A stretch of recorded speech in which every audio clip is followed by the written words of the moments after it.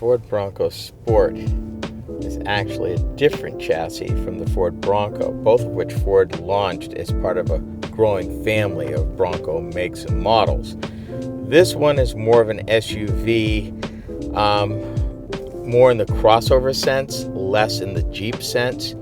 The Bronco that they introduced, the one with all the major excitement, is the actual one that is the go anywhere, do anything, configure it pretty much any way you want to, down to the point where even doors and other body parts were interchangeable kind of vehicle. And I'm hoping to maybe get one of those later.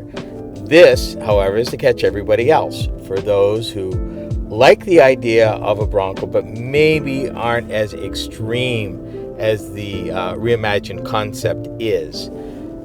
This does do some things rather well. One nifty thing I really liked is in its off-road mode, driver's mode, it has the ability to set a very low speed cruise control. You're able to set the cruise control as little as 2 miles an hour. I tested it. It's really cool for like navigating really tricky trails when you need to be paying attention to other things but want to maintain a slow forward speed. It comes in really, really handy so that your speed doesn't get away from you, particularly if you're going down a grade or something. The tires are 17-inch, but they look bigger. They are off-road tires, which are very capable off-road. The 4-cylinder EcoBoost, which is a turbo engine, gasoline engine still, is made into an 8-speed automatic that seems to do well pretty much in every case. It's nice on-road. It's decent off-road. There are a few things I would like. I think these armrests are a little low. I think the infotainment system isn't everything it was.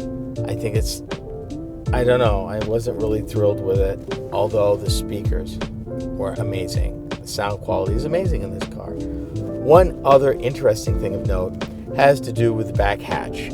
You have LCD lighting that if you're doing something at night at your tailgate, you can have it well lit for whatever it is. And in camping situations, that comes in really, really handy. So it's capable, and I would say it would be capable for what I call light to moderate off-roading. Obviously, if you're going to get serious, you're going to want to do the modifications. But as far as a vehicle straight from the factory, this will do it. It'll get it done. It's in there with pretty much all your Jeep products. It's bigger than a Renegade, smaller than a Cherokee. Chevy has a variety of SUVs, everything from the little tracks all the way up to Suburban. Let's see, where would this thing fit? I would argue it's probably bigger than a Trailblazer and smaller than an Equinox. But an Equinox is really not an off-road type vehicle.